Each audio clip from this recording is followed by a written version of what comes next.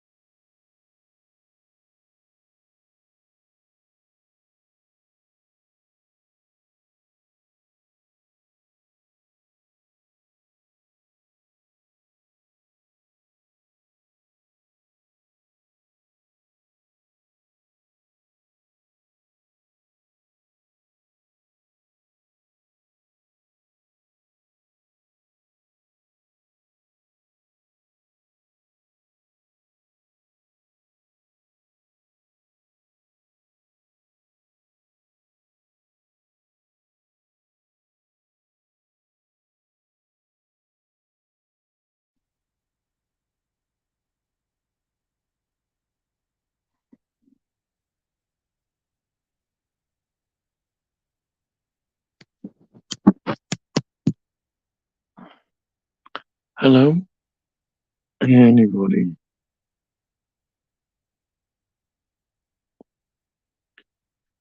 I've never done this before. Um, I've been trying to sort it out, and I'm not doing a very good job. That's made it a bit of a mess, really. But yeah, that's what you expect. Right. Mm, mm, um, I'm not quite sure what to say, but it's been a bit of a day. It has me just rambling away as usual. No, I did actually this morning go on a live stream with AJ and Michael's movie club, and I thought I'd try this out, um, and see what happened. And the problem is, I should have actually said that somebody let people know because everybody's in bed asleep. But hey, you never know, somebody might come along. Um, that would be interesting, wouldn't it? If anybody wants to come on and just talk to me through some comments, maybe we could try that. Hmm, that would be interesting. Um, but there doesn't appear to be anybody. Hmm, what shall we talk about? Shall we talk about um, films? Yes, because that's what you all want to talk about normally. Films. So, what films are you looking forward to? Films that you're looking forward to. That's a good one. Um, there's lots of films this year. Hopefully, there's going to be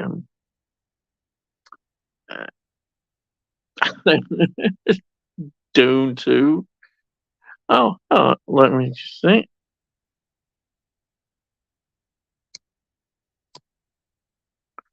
I'm doing fine. How are you? I've just really just experimenting. Um, I've never used Streamyard before, and I thought I'd just try it out. It's sort of just as a test. It's a bit late at night, so I don't really expect anybody to be here, but just trying it. Are you doing good? That's it. Good. I'm glad to hear that. Good. Um, so, is there anything you want to ask me? Any questions? Um, because it is a bit late, but you know, um, are you from UK? I think I recognise your name, Matthew.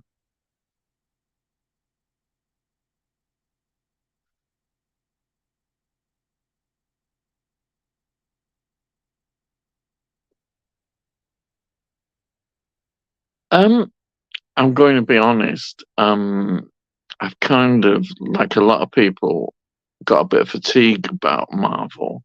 I am looking forward to Guardians of the Galaxy being released. I've not seen that on physical media, um, Blu-ray, or 4K. I'm looking forward to seeing that. Everybody said good things about that.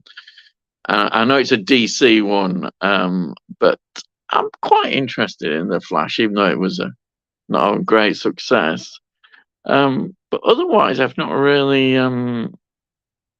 been inspired by a lot of Marvel. But I hope, things could change, hopefully. But I mean, I think there's been too much product. There's so much, and it does kind of get a fatigue about the situation.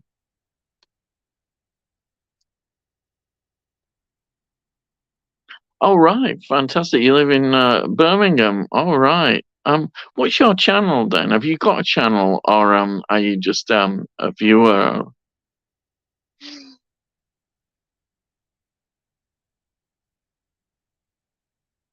Just you got interest in all things film, Marvel, collecting, anything.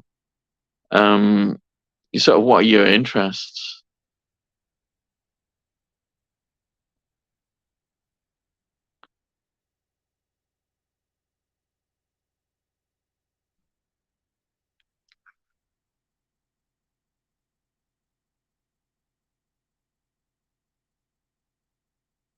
Sorry about that. Yeah, I've been trying on my laptop, and I've resorted back to my phone. I couldn't really get this working properly.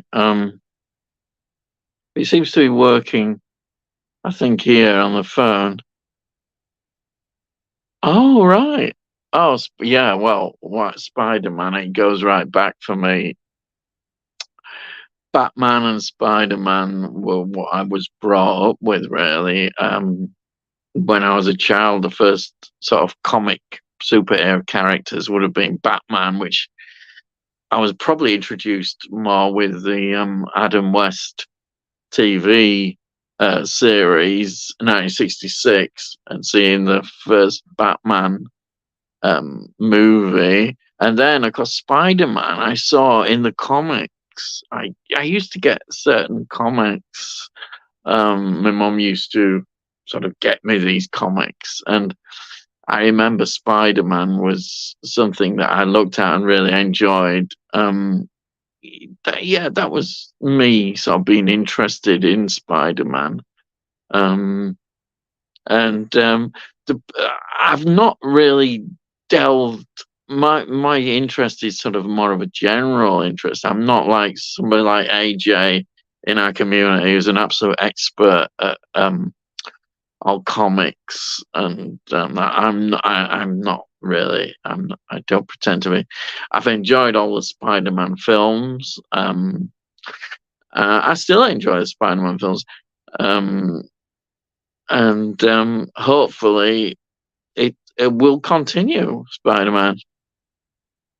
So I'm looking forward to more Spider-Man in the future, definitely. Um, I think, like Batman, is an important superhero to have, and over years with these, especially with all the films now with Spider-Man in the mainstream, because of course it was the TV series, wasn't there? But now we've got a good collection of films. It's really good, because I suppose it's the same like what happened with Batman. I mean, there was the real turning point, of course, was the first Batman film, the one with Michael Keaton, and that really got Doc. Just put that on. Dark Orc is my favorite Spider-Man film. Um, oh, Tobey Maguire. Right, I get you. Yeah. Um, are you into the comics as much as the films? Um, I don't, as I say, I don't really know a great deal about the comics. It's a more sort of the films. And I have to admit, I know a lot of people. Uh, some people are not as keen on the newer Spider-Man ones, but I've enjoyed them. Um, I, I think it's one of the things. Um,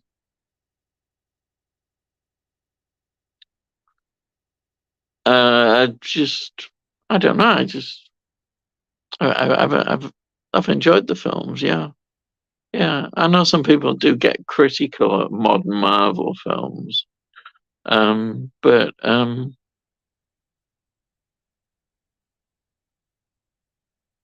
yes, the Tom Holland one with um, when they all came back was fantastic. It was a great thing. Maybe perhaps the film wasn't quite as good as I kind of expected, but I very enjoyed it. I think everybody really loved seeing all those three characters, and of course, um, the multiverse ideas is very much a Marvel thing at the moment. Which is for good or for bad. I don't know about that. I'm a bit sure, but it was very enjoyable, that last Marvel film. Um, as I say, I've enjoyed them all. Tom Holland has been great. Tobey Maguire, obviously, um, yeah, I think because it was the first kind of one that hit the screen, there's a lot of love and nostalgia for that. Definitely, yeah. I really like that. Um, it's good to see. But the thing is, are Marvel? Um, what have Marvel got that is going to be consistent now? With the Avengers and all that sort of coming to an end, really. Um, There is, of course, the X-Men, which I don't know if it's officially now can be used through Marvel. I don't know if they revamp that. Yeah, yeah, I think yeah, no, I think that's a good point. Sorry, I'll just put this up. Yeah, yeah, I think that's a good point. Yeah, we didn't get that. Yeah, that would have been good. Yeah, definitely. It would have added to it. I felt maybe it was could have been a bit shorter. Um, some aspects of it dragged along, but it was almost like we knew kind of with leaks and things that you do that it was going to happen, and then when it came, it was really exciting to see it. But yeah, I wonder about. I think what Spider-Man is a very strong Marvel thing to have. Um, it worries me though that Marvel.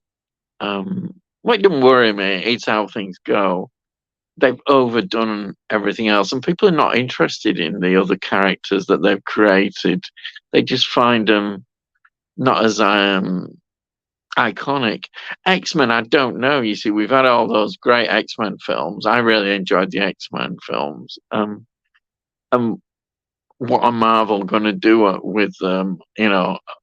Are they going to better them? I don't know. I doubt if they will. Not at the moment.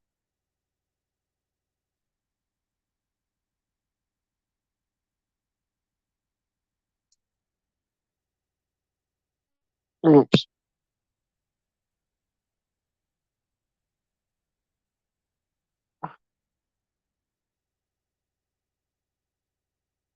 sorry about this. Um, Hello. Yeah, I'm just experimenting with Stream, but thanks for putting a comment on. Yeah, hello, welcome.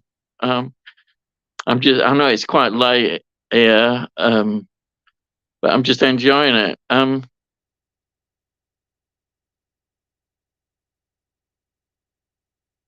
If there are going to be flashbacks, the only one that would have made sense is when Doctor and Green Goblin and the Electro are talking about what happened to them. Um, yeah, that would have been yeah, that would have been interesting. Yeah, I agree. I say I wasn't yeah, I was happy with the film, but I just think perhaps it was a bit too long, and maybe I prefer the one before. But though I like this, I enjoyed it. Yeah.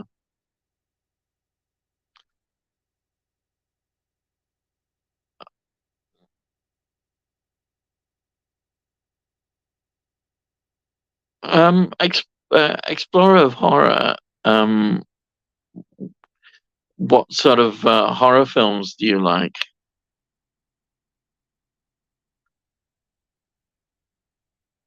Um,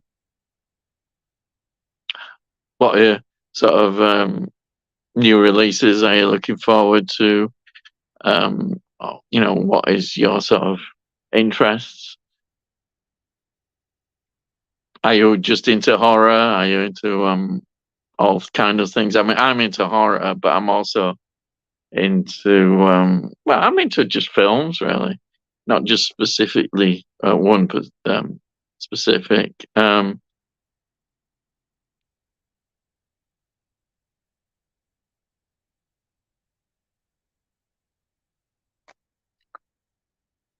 Oh, Halloween films, fantastic.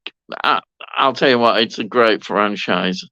Um, I've really enjoyed them. I've even enjoyed the last three since 2018, the revamped ones. A lot of people particularly got very upset about the last Halloween Ends, but I enjoyed it. I just took it as the film as itself. But as a whole franchise, I think it's a very strong franchise. And I like number three as well, the one where we haven't got actually Michael Myers in. I thought that was a great change at the time, but Michael Myers is a great iconic figure. I do like Friday the 13th films a lot as well. Jason, I love that franchise, but I like Halloween a lot. I think the Freddy Krueger films. Sorry, I got another one here. Sorry, I got another comment. Uh, it's the remix to Ignite Hot Fresh and the Kitchen Mama roll in that body got every man in here wishing. Sorry, I don't understand that. Yeah. Um, yeah. So, yeah, the uh, films I enjoy. I enjoy all different aspects of horror. It's such a wide genre now, but the Halloween films are classics. I enjoy them. I can't really say. I know a lot of people might point to um, which one. There is one, the one with the reality TV thing, which is seen as perhaps the weakest. I enjoyed that one. Yeah, it's a good series.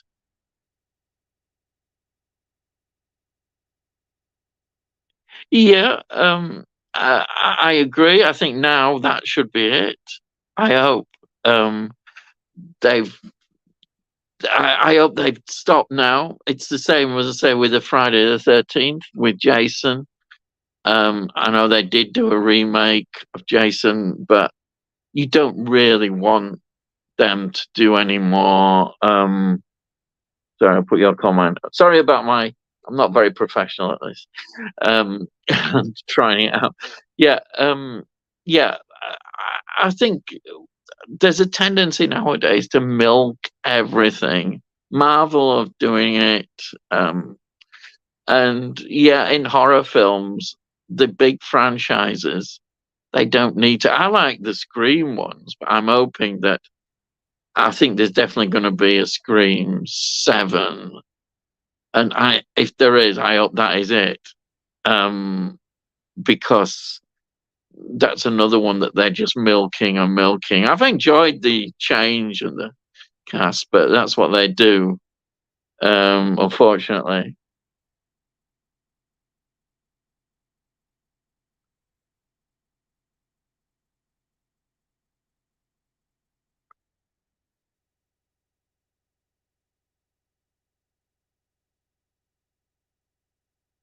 Yeah, that's it. Um, I mean, he's an interesting character, but I don't know whether I think they should have just left Loki alone.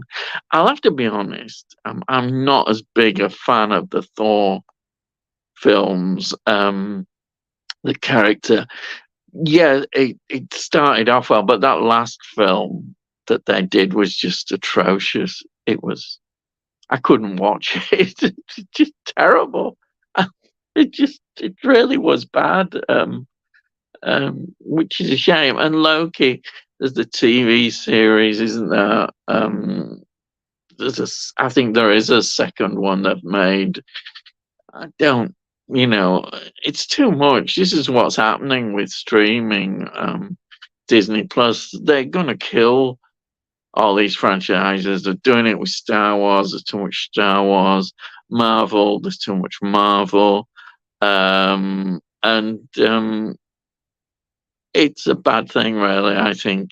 I mean, less is a lot better. It's more people anticipate things. You remember the time you were really looking forward to films.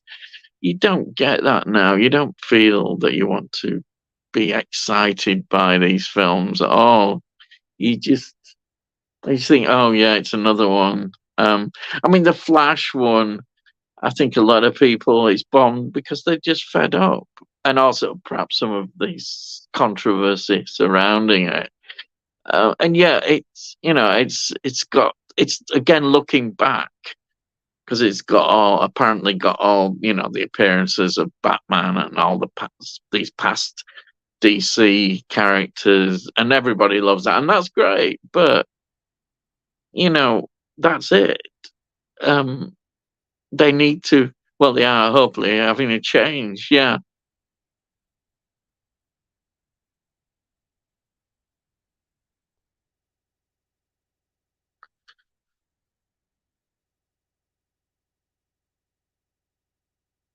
yeah, yeah. I think with Loki, what I saw of it, it's a long time ago since I saw it. Um, yeah, it started. There was a serious feel to it sometimes, and that was better. If it had a bit more emotion and wasn't always quite, the humor can really go too far, and you need a bit more seriousness behind these characters, because it just becomes a farce. It becomes ridiculous, to make everything a joke all the time. And yeah, I do vaguely remember that. I'm sorry about not remembering everything. Um, but that's what I felt about the look. It was enjoyable, but it didn't feel very special. Um, I don't know. Yeah. And some of the other series that they've produced have just been a bit flat, basically. Just not engaging to the people. And the films like The Eternals, people are bored with that kind of thing. There's nothing that they can get to. I'm afraid that it's a fact the safest things are often what people will watch, and they're not going to watch things they don't know in the end. And Star Wars, they want a certain Star Wars thing. If you, yeah, I mean, they've milked that to death, really have. And in the end, people are not going to watch, but they think they do believe that they can watch anything, I think. Um, but that's it. Um, they don't appreciate. Um, I don't think the characters and the people that invest a lot in that. They don't. They just want the money as they see it. Produce a lot of product as cheap as they can, so they can make a lot of money. That's why there's a drop in script standards. They're not paying the writers, or the writers they're directing in a certain direction. They're not giving the thing enough support, creative support, really.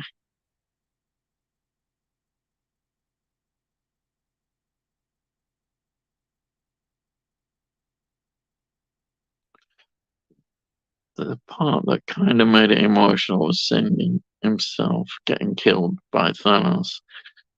Yeah, yeah, yeah. Um, it, that whole um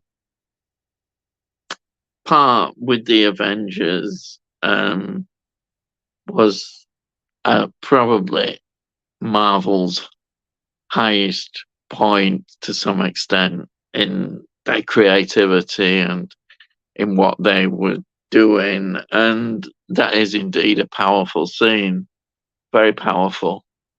Um, yeah, um, it was emotional. Yeah. Um, I think that's what made it. But I mean, you don't. Do you really get emotional now by some of these things? We may have been emotional seeing Spider-Man's all of the Spider-Men come together, and it was fun. It was fantastic, and everybody loved it, and that was great. Um, but now where do we go? That is a question for all these things.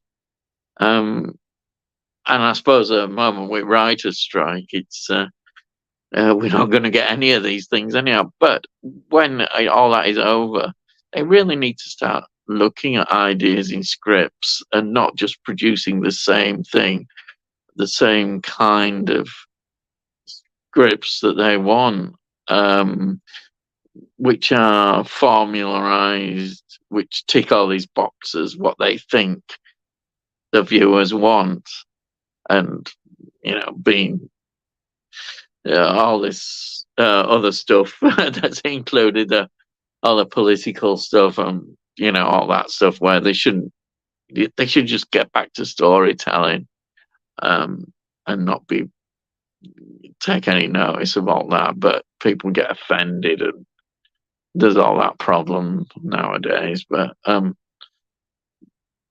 people just want to be entertained, and in a good way.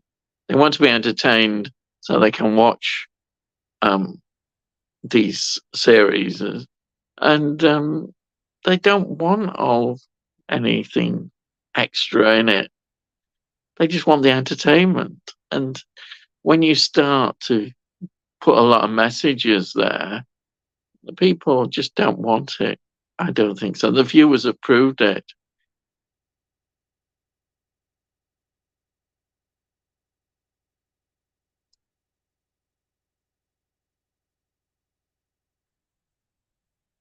You've said, I really think Doc Ock had a shocking discovery after he said, I had him by the throat.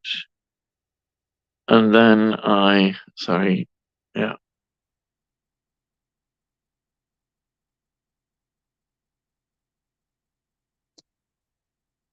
All right, sorry about all this. I'm just putting the messages up as they come.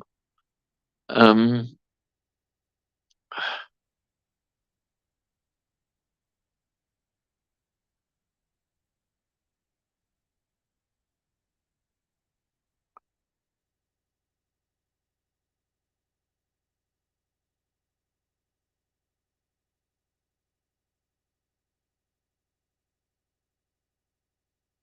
I don't. I'm trying to remember that. Yeah, yeah.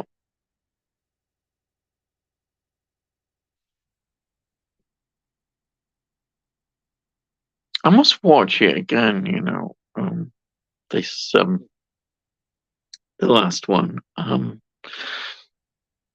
haven't actually bought it. How did I buy it? I don't know. I'm trying to remember.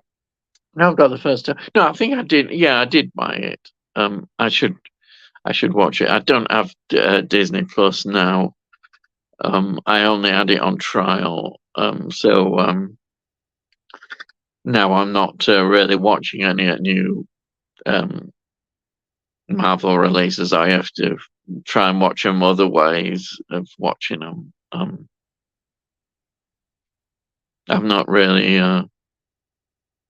sort of done that. But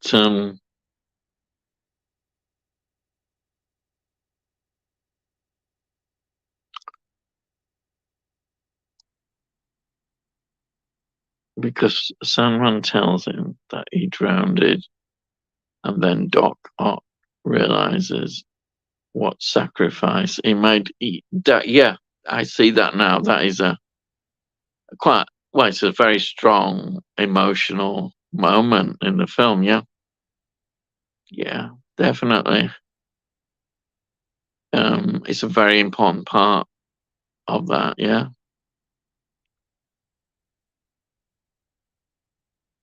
those sacrifices. Yeah.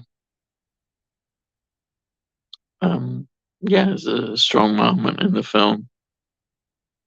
I say I don't know where they're going to take that. I mean, I think it will continue with Spider-Man, and I presume that they'll have Tom Holland still. I don't know. I presume he'll be on board for another one. But I say they have to be very careful because the animated Spider-Man film has done really well, hasn't it? The new one, the follow-up to the previous one, Into the Spidey verse, isn't it? That's done really well. I've got the first one. I bought that one, and I thought that was really good. I really enjoyed that animated one. And apparently this follow-up is just as good as well. So I'm quite looking forward to watching that. Maybe that's another good direction that Spider-Man is going. That Disney through Marvel are not providing that. I don't know. It's just an interesting development. And this is what's happened with Disney. Disney is kind of in a point where it's I don't know. It's just it's getting itself into a lot of problems, really. Yeah, a lot of problems. And we know what's going to happen. I'm afraid it's not a very good future the way it's going. It's going to have to change, definitely. Yeah. So, if anybody's got any questions, anybody new here, please put your questions. Anything you want. Just I say I'm just trying this out on Streamyard and seeing. It's just an experiment, really. So I'm trying to just organize this in a certain way. Yeah. Let me just try this comment here from Matthew.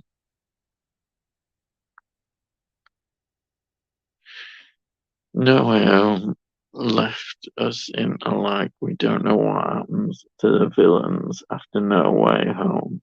Doc Ock had a good chance to live because he's taken from the river. Yes, I think that's a good point. we don't know what's going to happen with the villains.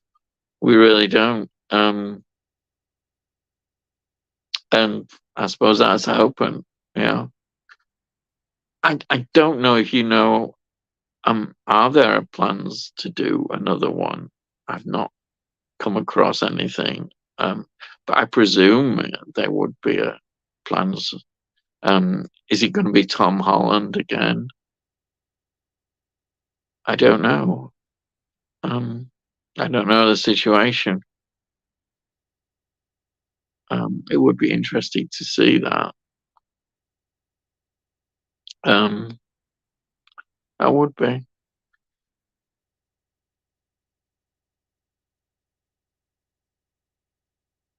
Uh,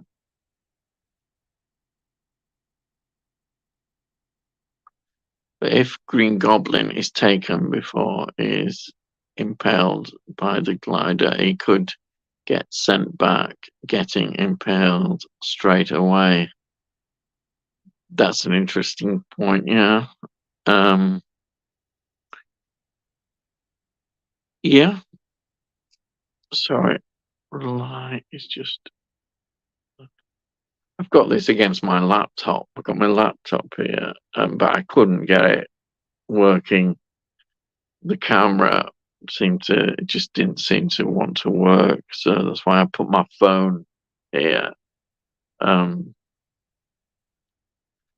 I need to get another laptop sometime, but we'll see what happens. Got here. Yeah.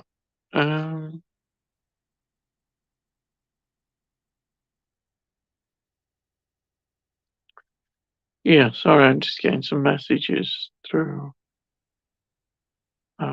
It's all stuff to do with my accounts and that.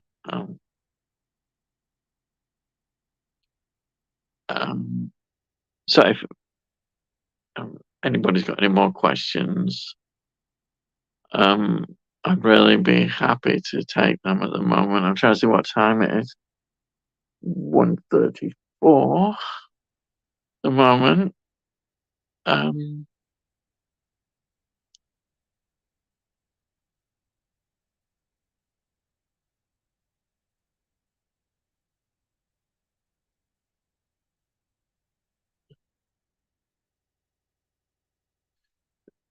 mm, mm. So, Matthew, what other characters do you like other than Spider-Man? Oh, sorry, let me see.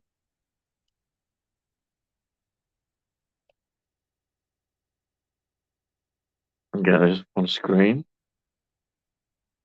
Oh, there it is. Oh, no. Sorry, there was supposed to be a Tobey Maguire Spider-Man 4 with Doc Ock returning as his mentor. Oh, really? Oh, Tobey Maguire was going to come back. Really? I didn't know that. I'd not heard of that.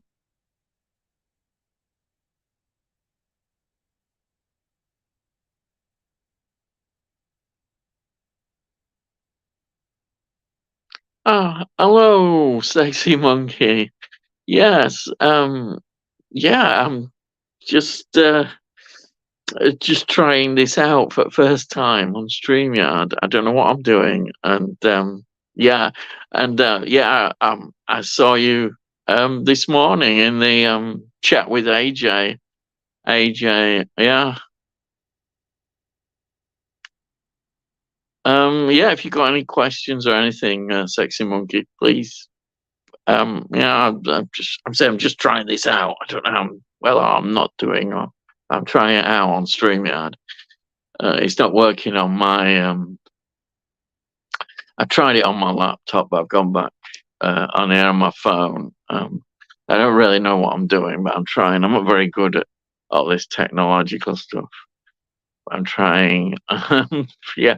So, Matthew, see, I'm trying to get this up. Ah, uh, you like Iron Man, which has apparently been seen on the new Captain America movie set. Oh, really?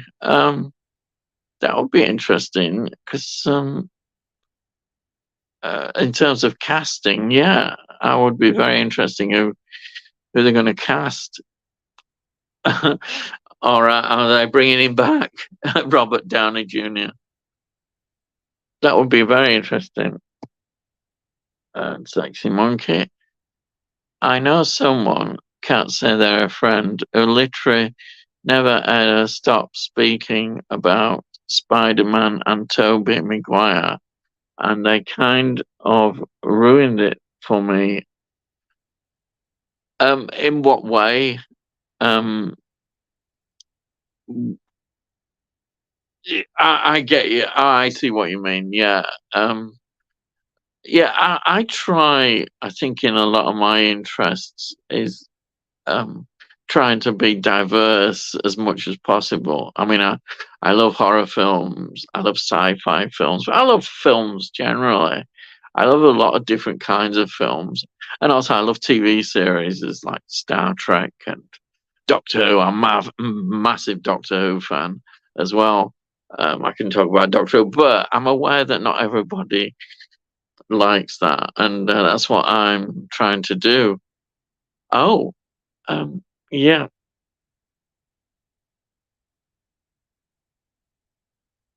So it is Robert Downey Jr. coming back. Oh, well, that's interesting. I would imagine that it might just be a cameo appearance. Yeah, that's true. Yeah, um, that would be it'd be interesting to see it. But I mean, now with all this CGI stuff, they could just reproduce him, couldn't they? And yeah. Um, Oh, Wallace and Gromit. Yeah, going right back with Wallace and Gromit. I absolutely love Wallace and Gromit. Sorry, I'm jumping ahead here. Sorry, I'm not very good at this at all. Sorry. Um, have you seen Wallace and Gromit or Teenage Mutant Ninja Turtles? Wallace and Gromit I've seen now. The Teenage Mutant Turtles. I've only seen when in '90s when my son um, saw them a bit, but Wallace and Gromit. Yeah, I absolutely love Wallace and Gromit. It's what I like about Wallace and Gromit. It's the old style and the animation, the stop motion animation. It takes hours and hours and hours and all that work put into it, but they're so creative. I absolutely love it. I think it's great. Yeah, absolutely. Wonderful. The animation. And the stories are good as well. They really are good stories. I really like them.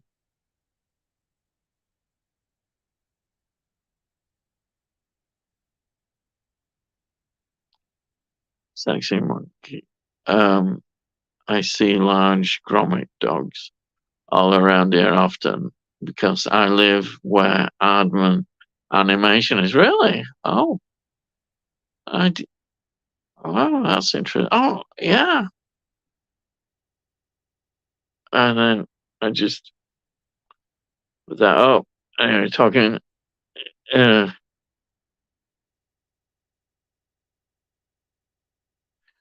yes, I could imagine it would be anything too much. Yeah. Um, are they going to do more, aren't they, of Wallace and Gromit? I presume with new voices and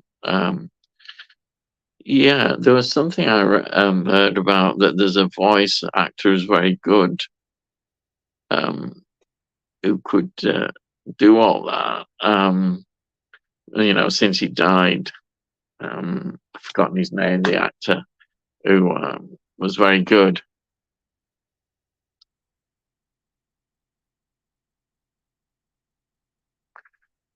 One of my favourite Wallace and Gromit scenes is when Wallace had a bomb in his pants. Yeah, yeah, that's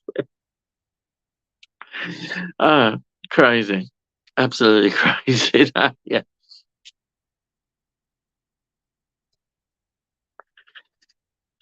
Sexy Monkey. I'm going to be on AJ's stream next Sunday. He invited me. I'm looking forward to it. Oh, AJ's a great guy. I really love it. AJ's helped him and Matt have helped me such a lot. I've been on YouTube like this maybe for just over a year now, and they've really helped me get into doing what I do, and it's fantastic. And you'll really enjoy it. They make you so relaxed, um, and they're really good people. You really enjoy it, honestly. Yeah, it's great. Yeah, so I'll be watching next Sunday. Yeah. Oh, yeah. Yeah, because Matt, who he normally does them, is on a stream, isn't he? Next Monday, I think, talking about Bruce Lee with oh, is I've forgotten the name. Is with somebody else. Anyhow, he's on a talk thing, which is quite interesting. Yeah, you'll enjoy it. You'll love it. Really, yeah. AJ is great.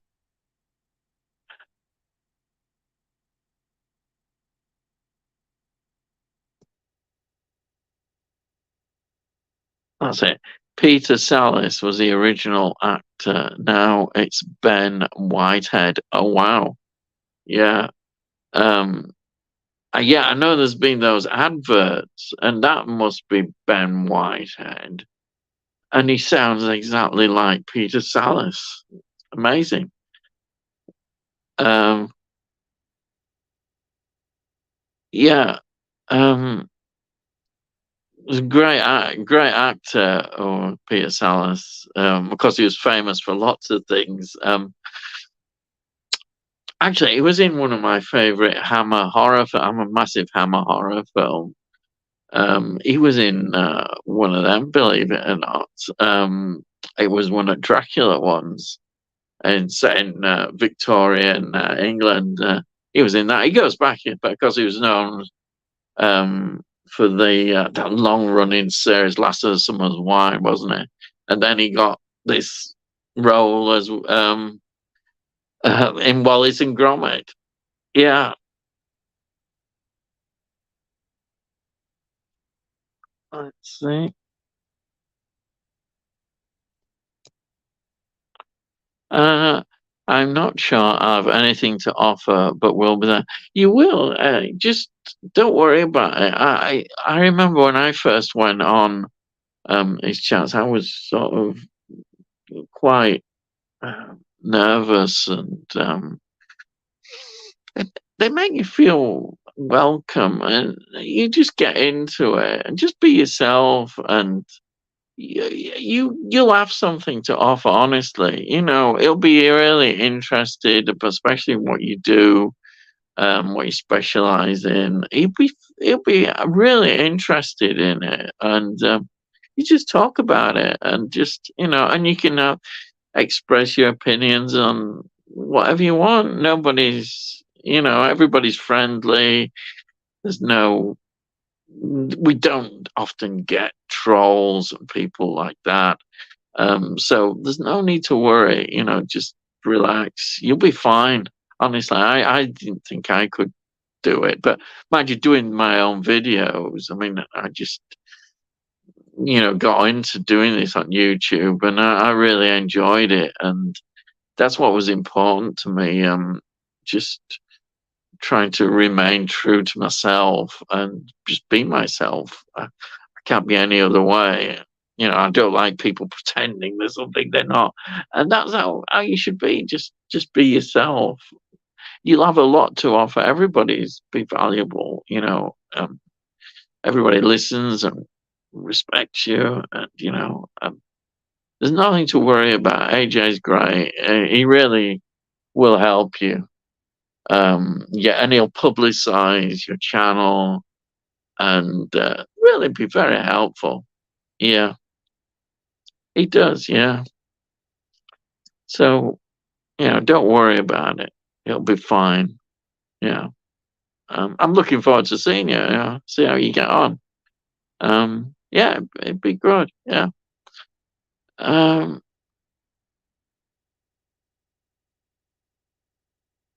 Sorry about this. Okay. Oh, he does.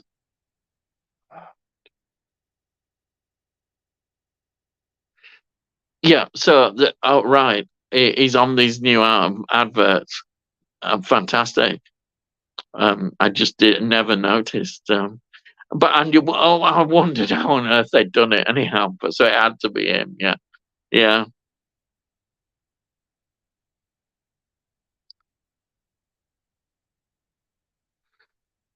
My mum, as a child, used to live close to MGM Studios, and she said she frequently would see Christopher Lee and Roger Moore and others. Wow. Oh, Christopher Lee and Roger Moore. I mean, what legends they were. I love Christopher Lee with all the work he's done and Hammer films.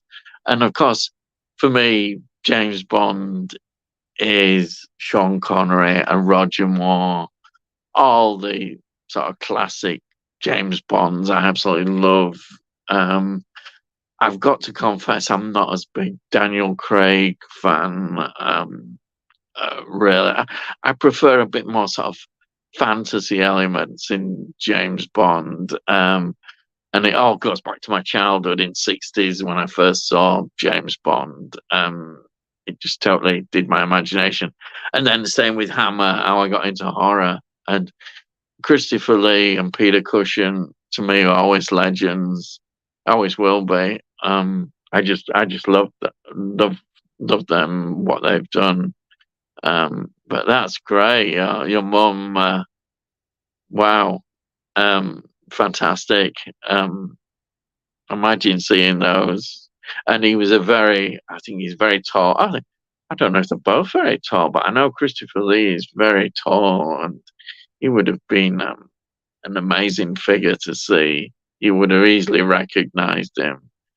And the amount of films that he's done is incredible. As same with Peter Cushing was as well. If you come look at my channel, Hammer films are a big part. Every week I review a Hammer film. Um, Matthew, I go to sixth form. Hopefully, I'll get a computer job because that's what I'm really interested in. Well, go for it. You know what you want to do. Go for it. That's brilliant. Just go for it. Follow your dreams. Don't do things. Life is very short, and you should go for what you want to do. Don't be put off by people. Just stick with that, what you want to do. And working on computers, if that's what you want to do, then go for it.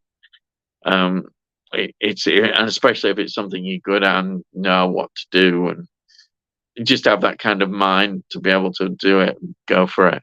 It's a great skill to have, and there'll be lots of work and opportunities, all sorts of opportunities, different aspects of it. I would, yeah, go for it.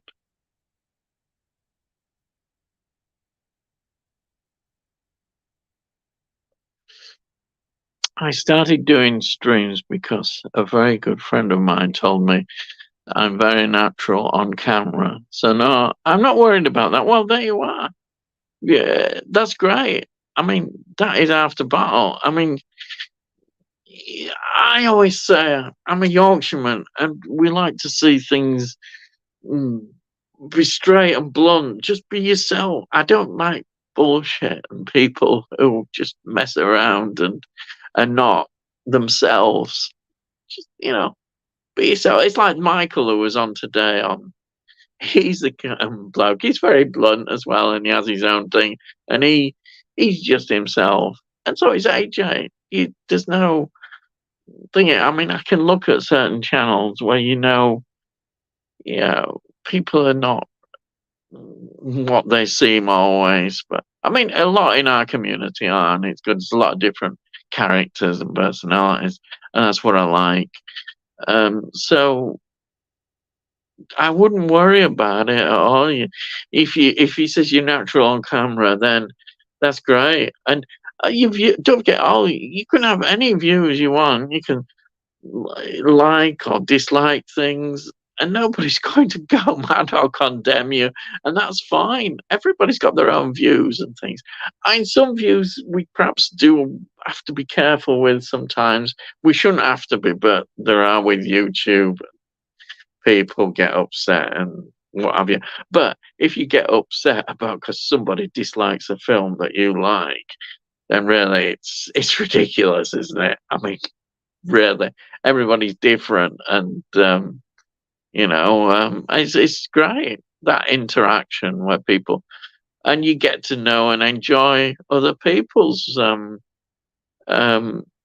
you do, yeah. You learn a lot as well. I've learned about films that I didn't know about, and get interested in, and that's all part of community. So you'd be fine on AJ's live. You really will. You'd be alright.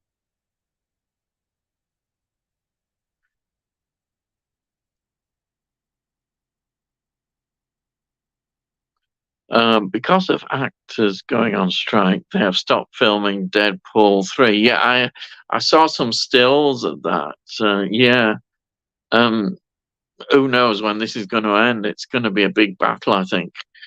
Um, so there could be a lot of delay. There really could, but hopefully, um, it will resolve itself, and the writers and actors will get kind of well, particularly with what all the technological developments that they're afraid of effectively losing their image, um, the the ownership of their image in film, which is a very worrying thing where they don't need actors. It's their living.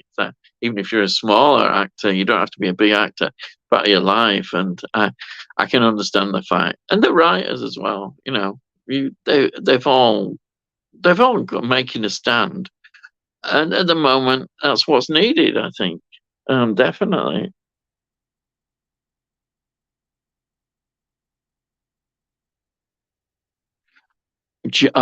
James Mason. Oh, crikey. What a classic actor he was. Yeah, and he was a Yorkshireman. And as a Yorkshireman, I say, hey, Bayek, he was really grand. He was in some great films. Of course, he was in the uh, horror film Salem's Lot, which was a TV kind of film. And I loved him in that. But he's a classic actor, and he goes right back. He's been in so many different types of films, and a great actor. Arthur Askey, wow, that is going back. He was one of the old-fashioned comedians, wasn't he, in the 40s and 50s, and into 60s, because I do remember seeing him on the TV. I suspect he probably died in the 70s. Yeah, I remember him though. Yeah, that's really taking me back into the time machine there. Arthur Askey, blimey heck, that is really. I'm sure he was probably from 40s. He would have been one of those on radio in the 40s. Developed from that's where a lot of good comedy came on the radio. Matthew says, I'm good at editing. I actually added those missing flashbacks into No Way Home. Well, there you are. If you're good at doing that, then that's something you should pursue. It's a good thing to do. Yeah, if you're showing talent already being able to do that, that's good. I presume if you show them that kind of thing, when you'll do well, you get in, and oh, I think you do well. That's what you should do. Always aim for something. It's good to have that. I never knew what I wanted to do. I remember at my age, I just went in for what subject I was best at, which was history. And I went to university and did history. And then I ended up being a librarian, which is a librarian, a medical librarian as well. Totally different from what I expected. But and of course now librarians are not. Had a lot of reduction in their jobs. In fact, there isn't as many librarian jobs around because things have changed so much. But yeah, when I was around, That's what I enjoyed doing. But I didn't know. It took me ages to find out. When because I just at university did what I was good at, which was history. That was it, really. But yeah, so aim for what if you know what you're doing. That's good.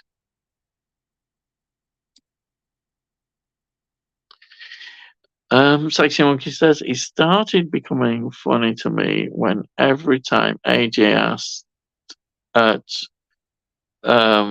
asked her if you'd watched a film, you and Michael both kept saying no every time. I know, yes. I mean, there is so many films. You see, the problem with me is I'm discovering a lot of films now, but I didn't. I've been rather TV series, and if you watch TV series, especially old ones, so many episodes. And Doctor Who, being such a big fan, and Star Trek, I watched loads of them. So not all the films I want to watch, and horror films, I tend to be very sort of specialist in watching a lot of horror films. But I branched out. I mean, I do like so many different other genres, sci-fi, just dramas, thrillers. But yes, there is. I mean, so many films. There's not enough time in the day, is there, to watch all these films that you want to watch? I made one good thing about nowadays is TV series, or is it a good thing? It's a question there. Is that nowadays TV series are not as long. You're lucky if you get 10 episodes, sometimes 6 to 10 episodes. Whereas back in the day, it was well over 20 episodes a season. And there's a lot to watch. And if you're watching older stuff, then there's stacks to watch. And I mean, I'm doing classic Doctor Who, and there's a lot to watch, even though it was only in the sort of 25-minute episode form. The seasons were quite long, or as they call them then in those days, series. The series was quite long. And of course with Star Trek, wow, it just amazing the amount of episodes they had. I think in the original series, even though there's only 3 seasons because it got cancelled, there must still be about, I don't know, I think there's getting up to 70. I don't think it's quite 70 episodes, but it's quite a lot. It's amazing. So yes, there's so many films, but I'm getting there. I'm trying to get through them, watch so many films I do want to see.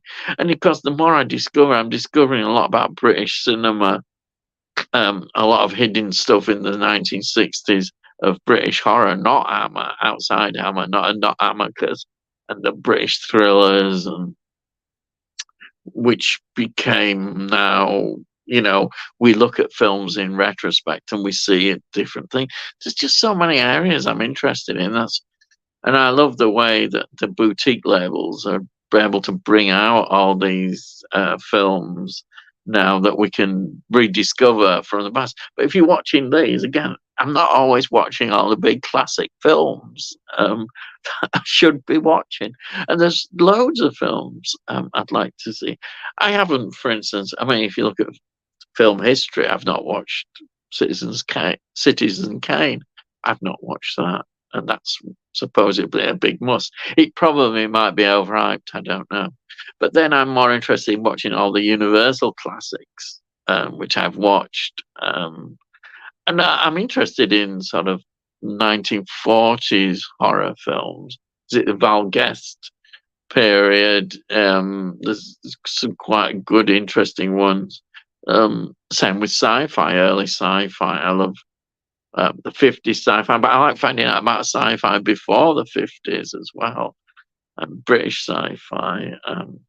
First, I've just recently got the first British sci-fi film that I've seen in from 1930s, 1936, which is H.G. Wells' Things to Come on Network, which has just gone under, and H.G. Wells did the screenplay of it. I mean, things like that fascinate me. I'm interested in the history of it all, and so you're discovering new films, but you're still not watching all these other ones that you're supposed to watch.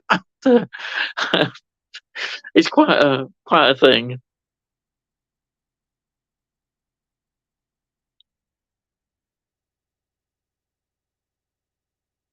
Yes, it was fun. Yeah, I'm sure it was funny. Um, hello. Yeah, hello, Classic Who Addiction. Yeah, nice to. Yeah, I'm just experimenting. I just suddenly decided to. I've never used StreamYard before, so I'm trying this out. I was going to use it on my laptop, but my laptop doesn't seem to be working properly. I don't understand it. So I've gone on my phone and I'm trying StreamYard on my phone. I'm not very technical, so I'm just trying it out, and hopefully it's working. But thanks for joining. If you've got any questions you want to talk about, you're a classic Doctor Who fan, I notice. Well, you can't go wrong with classic Doctor Who. You can't buy it. You can't. Um, and then saying classic Who Addiction. Hello, everyone. Ah, Tony.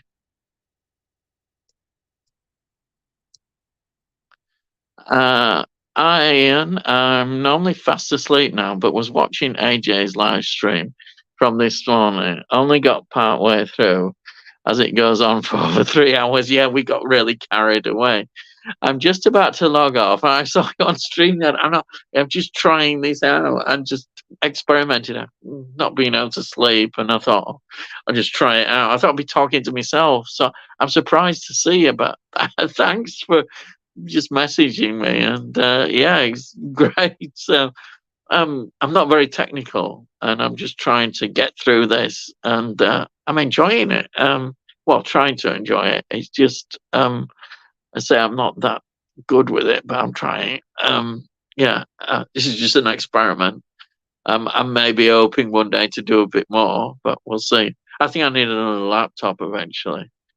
This one I've had a long time, and it doesn't seem to work very well.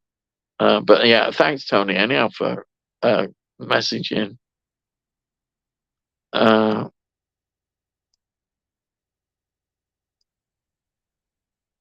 Matthew, the de-age is amazing, especially No Way Home. Most of the villains were digitally de-aged. Yeah, it's a thing that's happening a lot. And sometimes it looks good, and sometimes it doesn't look so good. This is CGI. I'm a bit old-fashioned. I loved it when people would just do effects, with makeup and everything like that. But obviously, de-aging is quite a difficult thing. But I think CGI, we get too much overemphasis on CGI. I'm used to so many of things, therefore I don't get too worried even about bad CGI. It doesn't worry me if the core of the story is good, and that's I'm quite happy with that. But I know a lot of people start getting really angry and funny about it. But I like Doctor Who. I'm Doctor Who fan, so we're used to the special effects, which have been creative special effects. You had to be in the classic Doctor Who. You had to be. You hardly had any budget. They had smaller budgets than Hammer. and look what Hammer did. Yeah.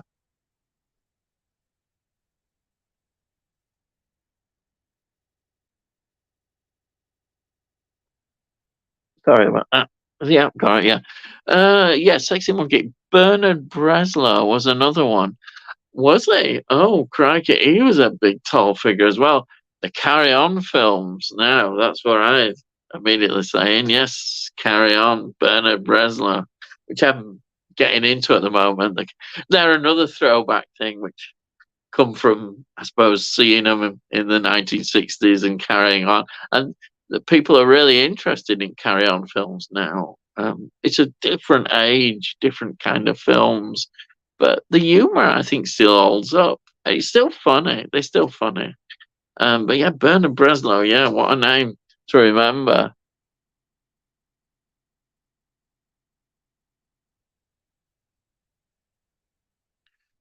Oh, wow, this is classic addiction. Oh, wow, you're a librarian. Who would have thought that? Ah, that's awesome. Yeah, I know. Librarians were a dying breed. We were. Yeah, I had to. Unfortunately, I had to give up my job to look after my wife, who, she got too ill, and I had to be a carer. I looked after her right through till she died. So, um, I do I did, it was obviously a no-brainer. I had to give up my job, but I do miss, I still can miss being a librarian, even though librarians are now a thing of the past. Really. I mean, there still is a few around, but yeah, um, because the medical library that I worked in has now been closed. I know that much. As at Leicester Royal Infirmary, because I used to travel to Leicester every day, and that has now closed. See, librarians and libraries, it's sad, but there we are. Um, very sad, but I do miss all that still. Though in alphabetical order is an interesting contention in my collection. Sometimes I'm not very good, even though I'm a librarian. And I've actually, mine is arranged digitally, alphabetically as well, which is probably a real crime. A real crime. Anyhow, let's have a look. Uh,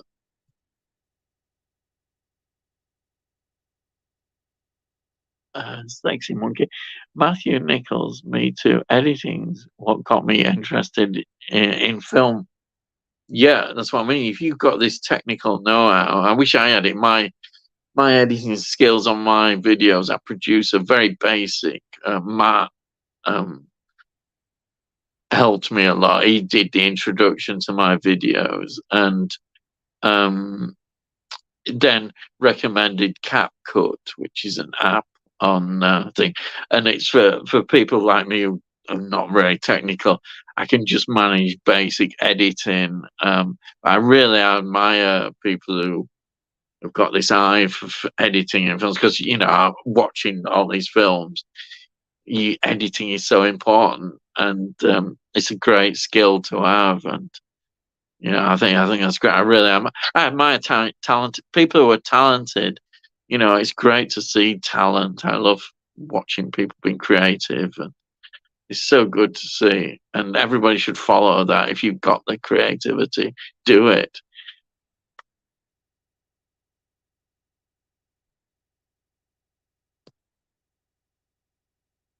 Sorry. Anyway, classic addiction. You are a big sci-fi fan, aren't you? And yes, I am. Yeah, uh, you have good taste. I'm getting into Star Trek at the moment, and it's very good. I usually watch only Doctor Who, but I'm trying to discover new things. Well, Star Trek is a good place to start. What Star Trek are you watching?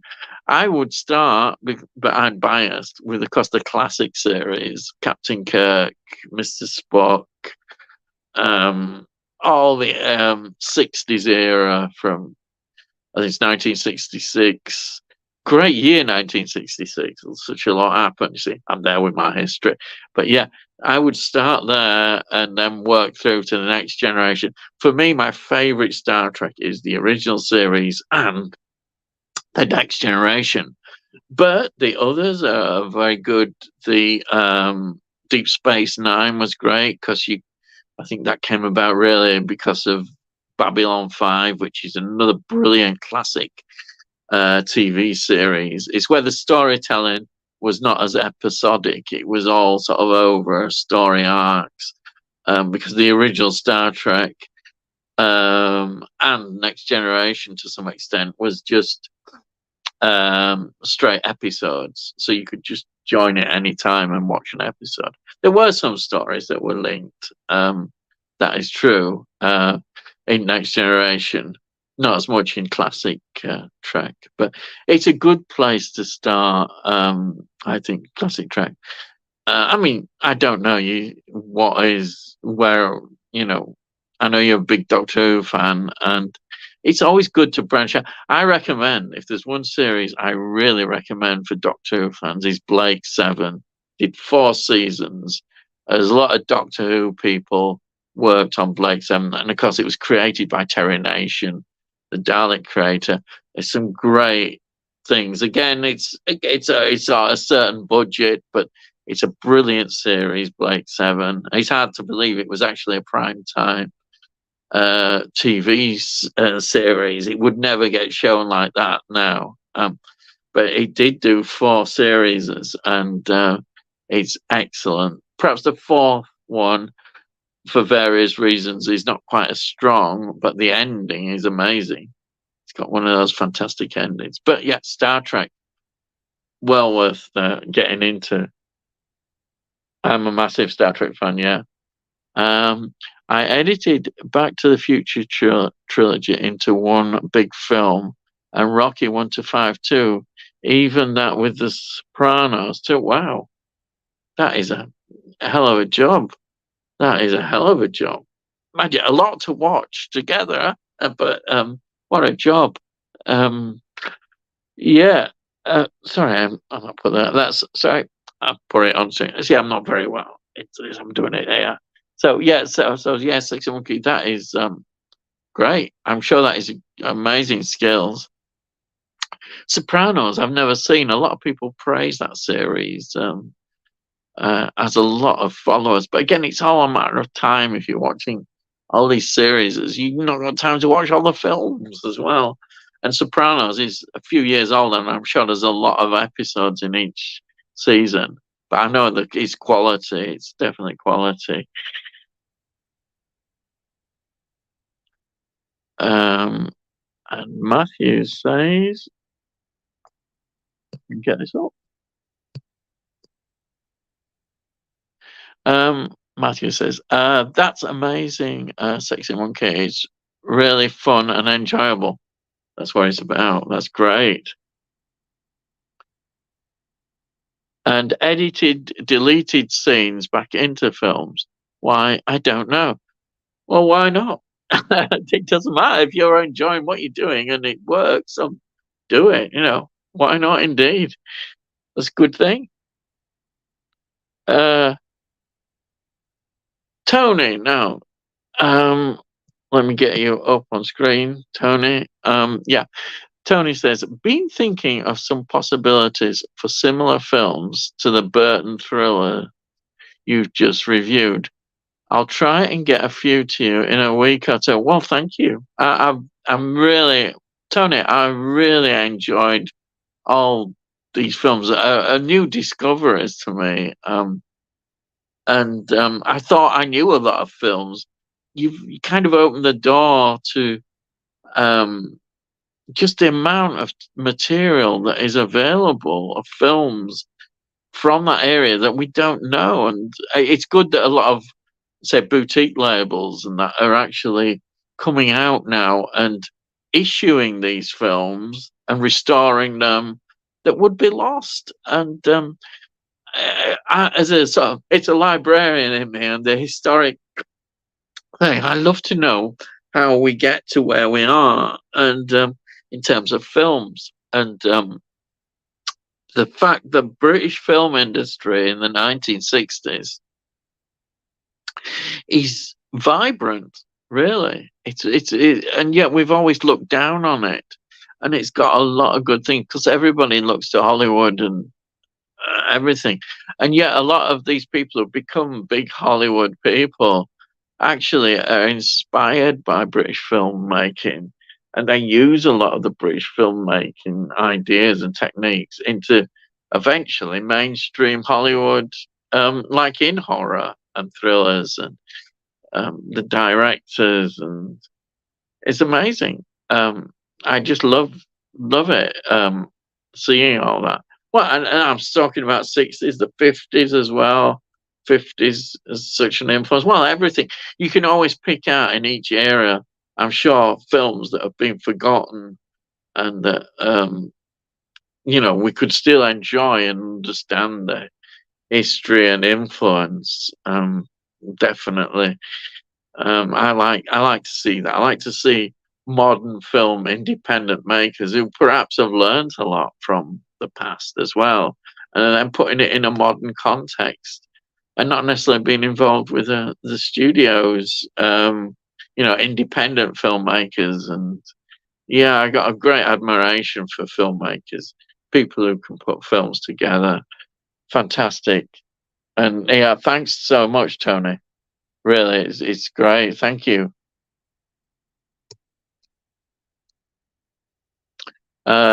Classic Doctor Who addiction. I like editing too, except I don't edit whole movies or episodes. I edit some short videos for YouTube. Oh, well, that's cool. I've been trying to experiment on this CapCut, very short videos, but I'm very limited in what I do. I just put very images and try and use. I nearly really need sort of. I just know my limitations. I'm not. It's just a bit of playing around. I realize that it's probably not my forte. I'm just more enjoying the other, watching films and TV series and just talking about them. I think that's what I do enjoy. But I love creative people. I say with musicians always fascinate me, and I love music as well on my channel.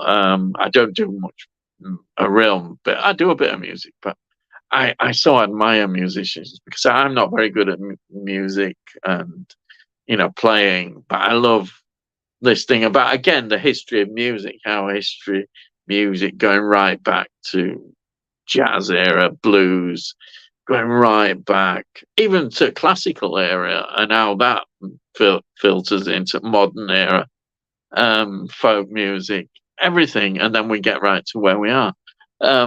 It's all fascinating. I just love it, and I'm interested in that. And that's me. So I have to accept those are my things. I can't, I am interested in all sorts of things. It's just but I really admire people who've got the skills to do things like that. And editing is a great skill. The eye and everything that you have for that.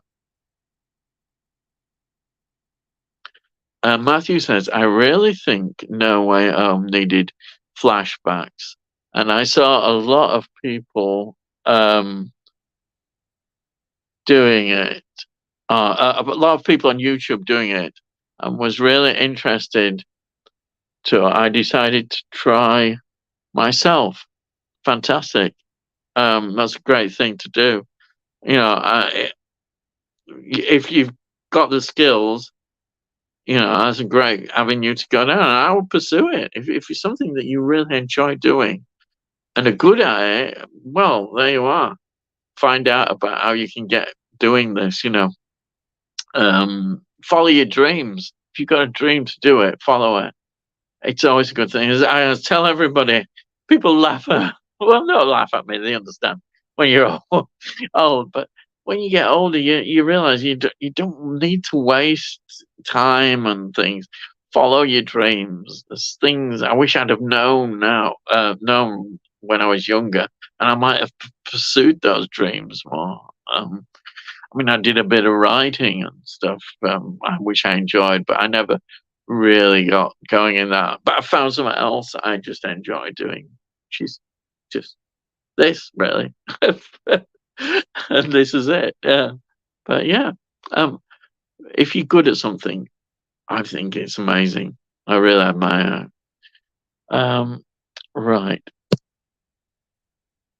Doctor Who addiction got you. It's nice to try new things. Yeah, it is. Try new things. Yeah. Um, sorry, coming on stream. Yeah, yeah. There it is. Yeah, try new things. It's always good. And even if you don't like something, or you've learned from that experience, and you move on, find things that you do like, and like in science fiction, a lot of Doctor Who classic is inspired by a lot of other science fiction as well. There's various phases, particularly in the Tom Baker era. We know how much they were inspired by various genres, which they put into Doctor Who films, books, and so it's nice to learn where writers get to a point, and then they adapted it into Doctor Who, and isn't that fantastic? So never be afraid to try anything new. And if you get into it, fantastic. If you don't, move on to try something else. You'll always find something you like. And sometimes we can watch things once and maybe not that impressed, or it depends on the time. But then you can watch them later on, and suddenly you get it. And you think, "Wow, I really enjoyed that a second time." So you can come back to things as well. Maybe your time's not ready to watch things, and that's always good to do that. Definitely. Sexy Monkey says, by the way, I didn't choose the name Very Sexy Monkey for myself. First time I spoke with my now best friend, which was live, they called me that repeatedly. So the name's in our friendship. Well, that's all right. That's cool. It's a name that stands out, and it's a memorable name. So I'd stick with it. Names, it's cool. It's all right. Nothing wrong with that at all. You can't forget your name. That's good. Yeah. So yeah, that's cool. Well, I think that's really good. It's really grand, I'll tell you.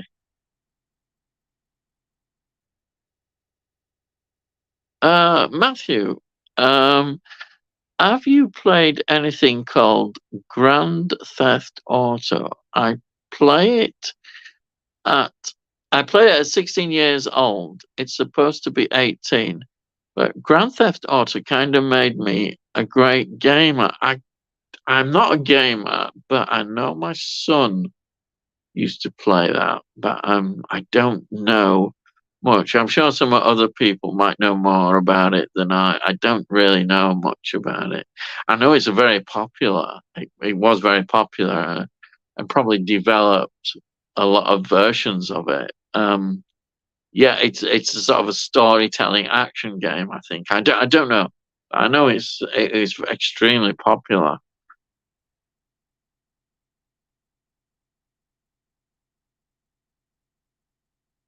And classic addiction, Doctor Who addiction. I agree with you about CGI. What really important is the story it tells. I mean, think about classic Who. It got some terrible effects and some great ones. Cough, Trial of a Time Lord. Yes, yeah, yeah. Actually, isn't it amazing that at the beginning of Trial of a Time Lord, fantastic.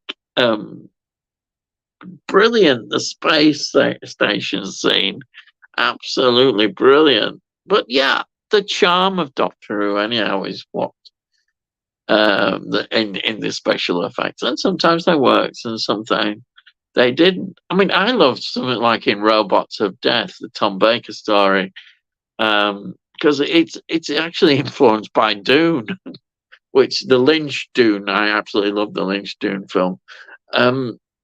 And that with the mine, that the miner, the sand miner going across, the models used on that, it looks so effective. And when they get stuck in the shaft where it's all been filled up, and just seeing all these effects, they're quite simple, but they probably took a lot of putting together as the models and that. Are fantastic. And Doctor Who's full of that. You can go through so many Doctor Who stories that are like that. And the designers, the people they got, were really committed to doing the best they could on a shoestring budget. And these CGI people don't know what they really don't understand what had to go in. And in horror films, I say the makeup that they use in horror films, was incredible.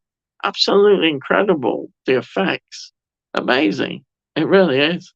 And then learning various techniques that they did with the cameras and editing, I suppose, again, editing out that has an important effect. And the lenses that they use, the lighting, all these things, all these factors, are fantastic. I'm really impressed when I see that.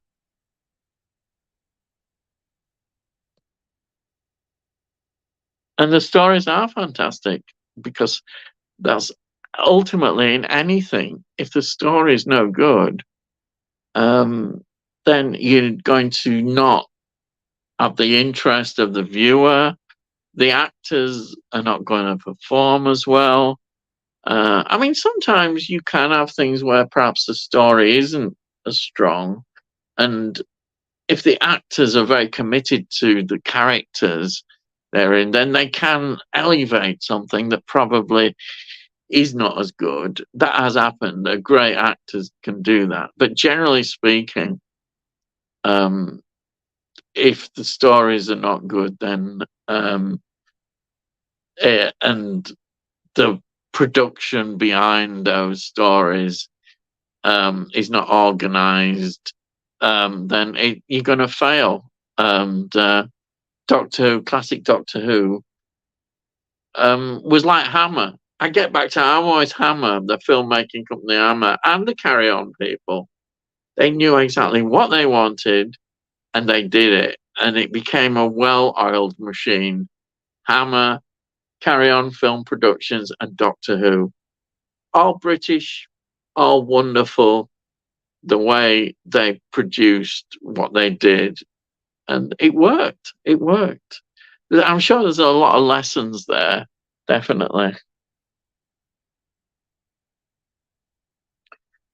Tony, sorry, it went off again.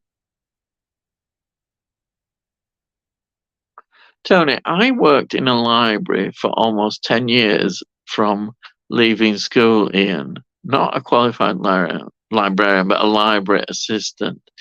Then left to work in the family business. Oh, what was the family business? But I'm glad you was a library assistants. They're valuable. They're important.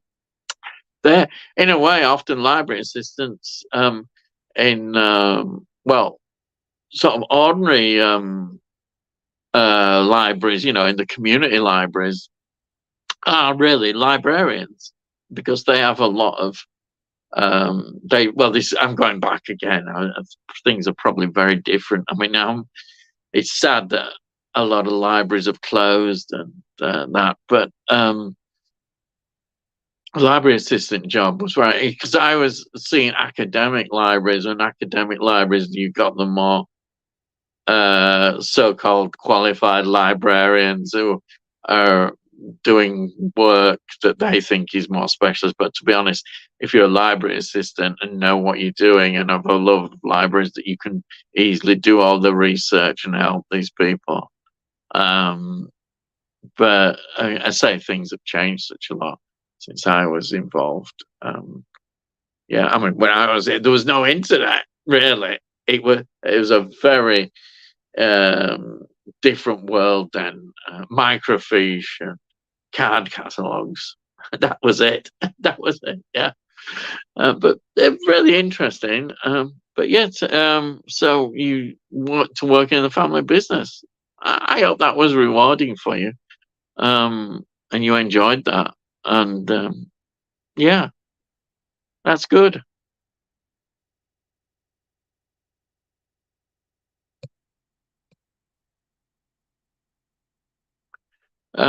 classic Who addiction. I started at the very beginning, the original series, and I'm gripped. I must say, it's fantastic. It's so pleasing to see somebody, starting at the beginning with Unearthly Child. It's great. I know a lot of people can start from the Rose 2005, and I'm sure a lot of people do it, and that's fine because it got people into Doctor Who. But isn't it great that you actually started right with William Hartnell? It's fantastic. I love that. I mean, for me, it's just so important that being, my earliest childhood memories are often about that. 1964, 65, when I started watching it. It's incredible. Yeah, I think it's great.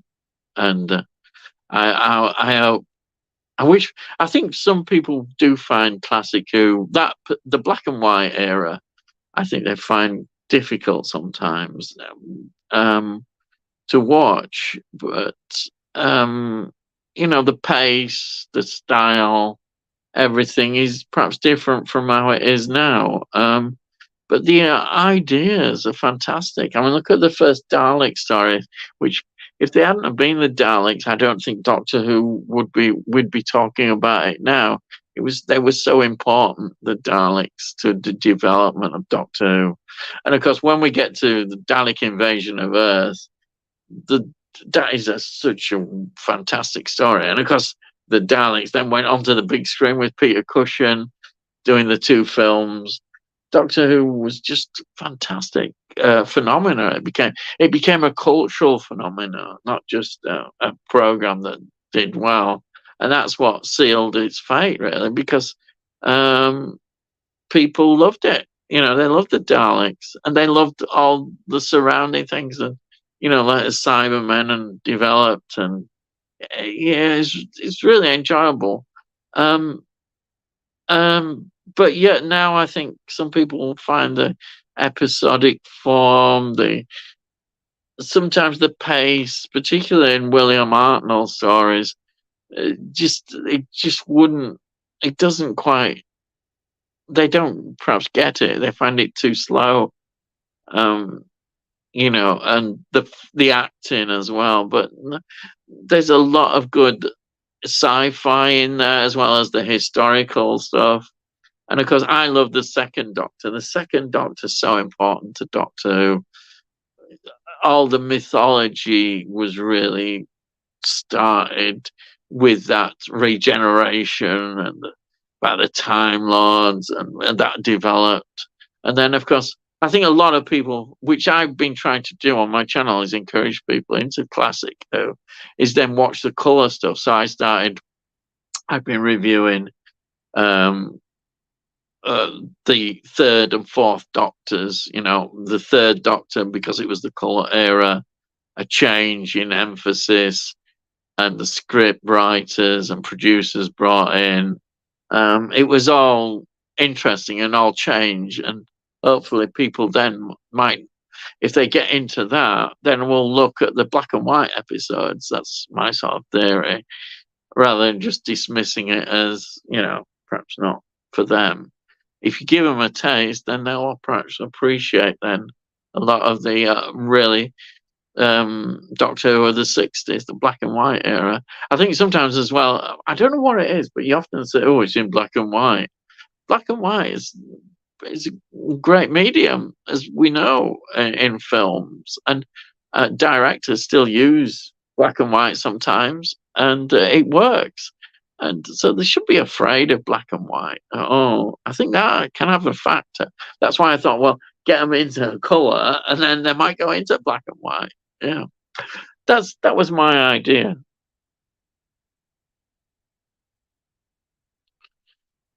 Oh yeah, classic Who addiction. Oh yes, I heard a lot about Blade 7. I intend to watch it someday.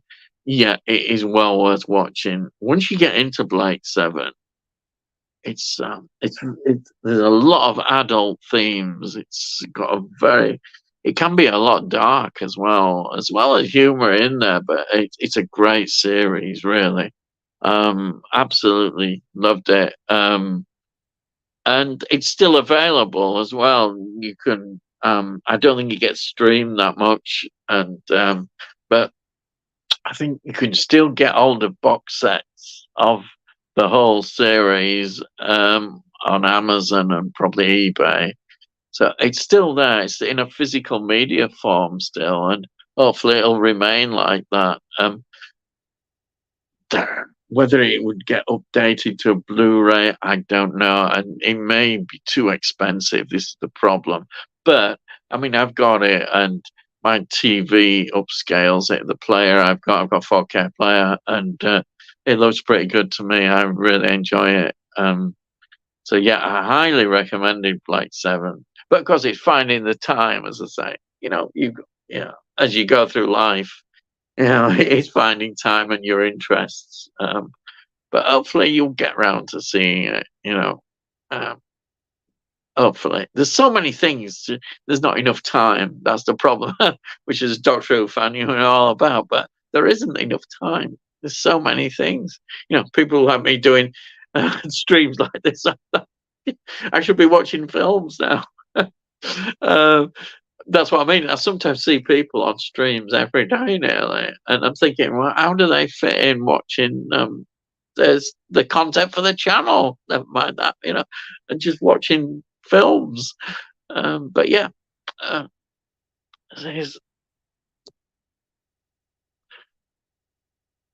and Matthew says, my mum's favourite Doctor Who actor is, of course, David Tennant. Yes, David Tennant is the darling of so many people, and I can see why. He brought a lot to the role. He was very important in, I suppose, popularising Doctor Who. It's sad, though, when a lot of people, when he left, then decided, oh, that was it, and didn't follow on. But that's natural. I suppose that's with ratings. Personally, just my opinion, underrated is Christopher Eccleston. I wish he'd have somehow had another season. I really do. There's so many good, strong stories in that first season that he did. There are some ones that are not as good. I'm a bit keen on those farting aliens. I'll be honest. I just didn't like those that much. The stories were okay, but then there were some excellent stories, and the Dalek one called Dalek is amazing. I put that up there as if I was putting top 20 classic, top 20 best Doctor Who stories that I really liked, the Dalek episode would be in there. Father's Day I rate pretty high as well. It's another good one. There's a lot of those kind of really good episodes. I was just thinking of Dalek. It really is great, and he was great. He was kind of growing into the role, and it's a pity, we know what happened. But there we are. But yeah, David Tennant will always be one of those. But as it's proved, they're using him, in the new revamped Doctor Who. Russell T Davies has brought him back. I think for the transition, it'll be interesting to see the way it goes, and hopefully it will work out well. And as long as they keep the faith and produce good scripts, keep it relevant. Don't get too preachy, but you could still be relevant and do social issues, because Doctor Who has always had issue stories going way back to the 1960s. There's a lot of interesting stories which deal with issues. It's how you present them and how you put them in the scripts. If you start preaching, people immediately turn off, and hopefully lessons will be learned from that. But I'm just going to say the 13th Doctor, I think, will improve with age, her reputation. She did have some really good episodes. sometimes it was the tone of the scripts that she had to be part of, which is a bit sad, really. But she did have some good episodes, and I liked her performances. It was just a bit sad that she didn't perhaps get what she deserved. But there are amongst them some good stories, and I think that history will revise and look at better tenure. And she was a Yorkshire lass as well. And right, a Yorkshire lass. You've got to support 'em from Yorkshire. But yeah, I think we'll be interested to see what happens with Doctor Who. I'm hoping for the best, but I know this. I accept that sometimes things run its course, and Doctor Who may well run its course. At the moment, it doesn't look like it. There's lots of ideas, and that's great. But sometimes there's nothing wrong in a series having a rest and just going into history and then coming back, like Doctor Who. Doctor Who can always be with us.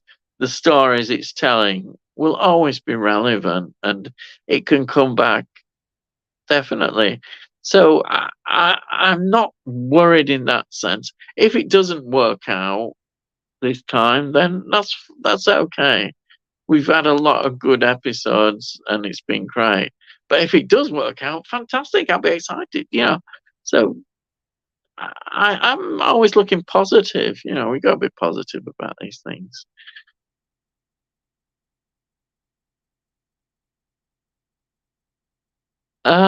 Tony, my favourite subject at school was always history. I much prefer the films from the 50s, 60s, 70s. Quite rare I watch very modern releases. I understand that totally, Tony. So I feel the history part. But on the other hand, I like to see what people who are creative, what they're producing, and what they can still do. Often using the experiences of the past and bringing it into modern filmmaking. And I think there are some really good films. I mean, for me, a good modern horror film is Midsummer, because it all stems from folk horror traditions, going back to the Wicker Man, and it's done in a creative, modern way. A lot of people are very divided; they either love that film or hate it. Same with Hereditary. I love Hereditary. It's a very dark film, but it's very creative. It's the writing, the creativity, the actors, fantastic. So you can learn a lot from the past. I think the past shows that you can be very creative still. And like Arrow released a film called Two Witches, which I absolutely loved, and that's by a modern independent filmmaker. And I was just so impressed by it. And it's good to see. Yeah, I think it's A24. They do produce some things that are not as good, but they produce a lot of good things. And I like, it's not always connected with the main studios, and that's a good thing. The main studios are often not willing to take chances and be creative. But I personally would love to go right back to watching films. I suppose I can't say the silent era, because I think that's not feasible, that there's not enough of that. But certainly from the 30s right through, the 30s is a very creative period. I'm amazed with the 30s that the talking era developed so quickly in filmmaking techniques, which they did learn from a lot of the silent era as well. And it's amazing watching it develop, and I love it. And because Universal, producing these films, right, 1931, producing great films already, and then just developing this whole structure, and then all these other companies learning from that, and horror films and sci-fi films, drama films, gangster films, they all developed. people were finding these genres and musicals as well. Musicals were very popular. I'm not a big musical fan, but I can appreciate how they developed as well. And then just dramas and then the film noir, of course, the all that and the foreign influences from Europe that came into mainstream American cinema. Fantastic. Of course, our country, Britain, we produced a lot, which influenced the big American studios as well, which is fantastic in our film. So I'm fascinated by all the filmmaking, how it all connects right through to this era now.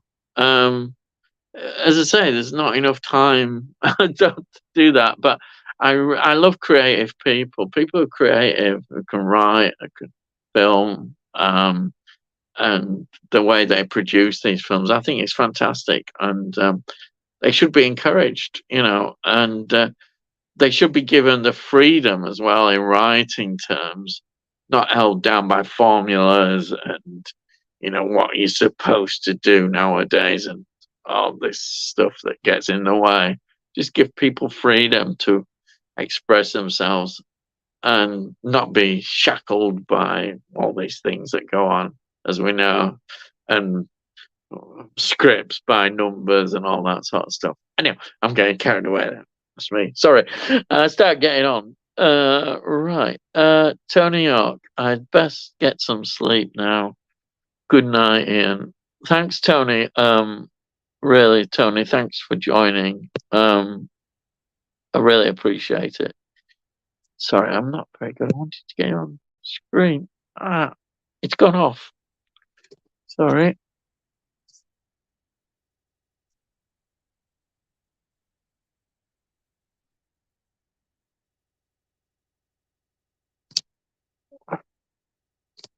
Sorry about this.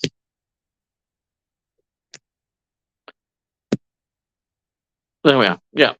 Thank you, Tony. Yeah. Sorry, I got. I told you I'm not very good. It just went funny again. But yeah. Anyhow, thanks, Tony, for joining. Yeah. Take care and good night.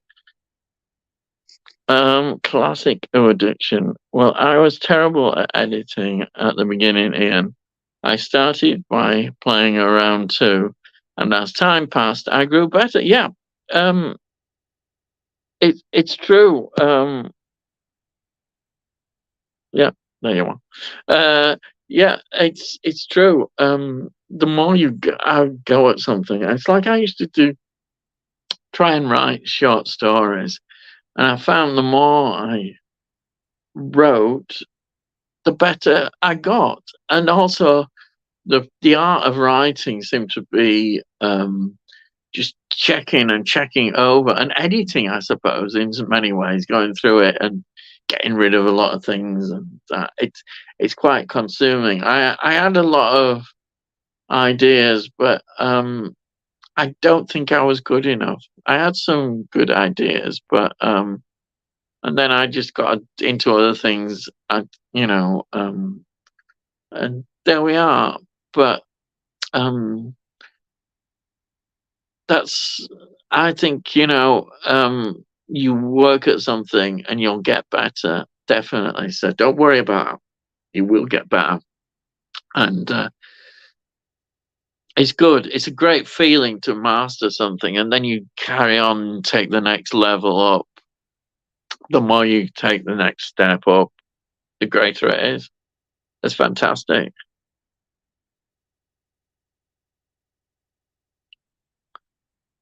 And Matthew saying good night to Tony.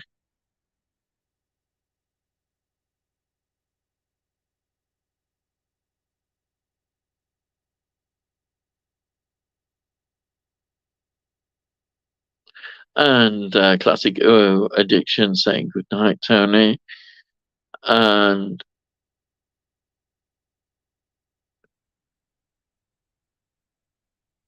Matthew, there are quite a lot of GTA games and amazing stores.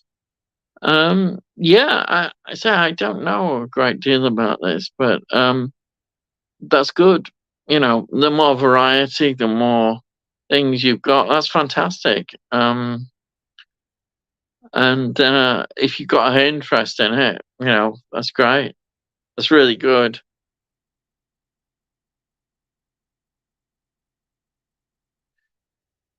Sexy Monkey says, a really close friend of mine, Kubrick lover 1972, also works in a library. Oh, the librarians, yes. I should introduce him to your channel. I'm sure he'd approve. He's ever so kind. Fantastic. Librarians, yes, yes. I do miss it. I do miss it. But I had to give it up, unfortunately. As I say, some things in life you have to do. There's no argument with it. You do it, and my wife needed looking after, so there's really no contest. You got to do that. But yeah, I miss those days. I did at the library, even though, as I told you, the library's shut. They've closed it where I worked. That's very sad.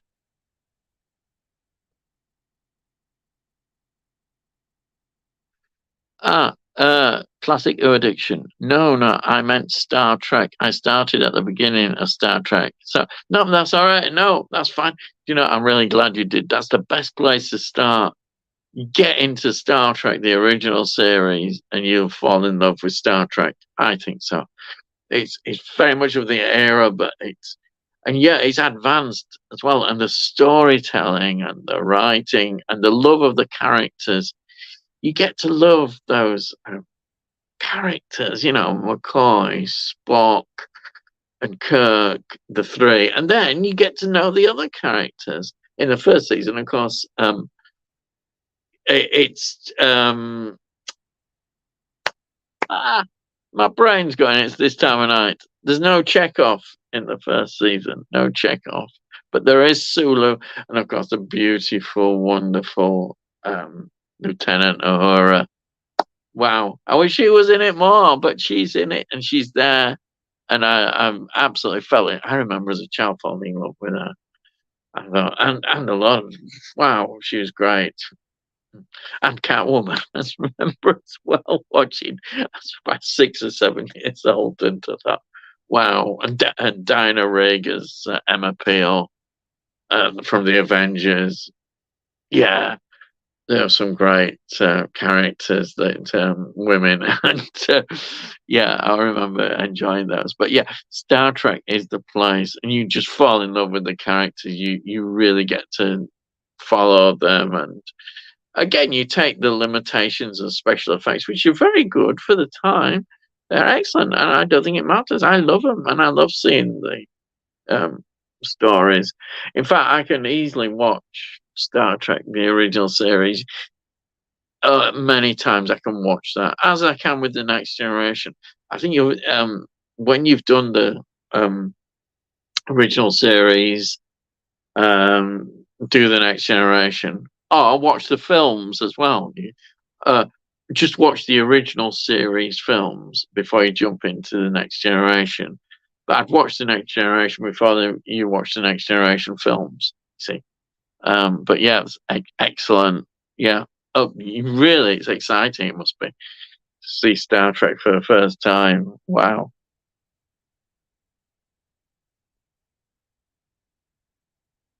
Nice talking to you, Ian, and good luck for the future of your channel.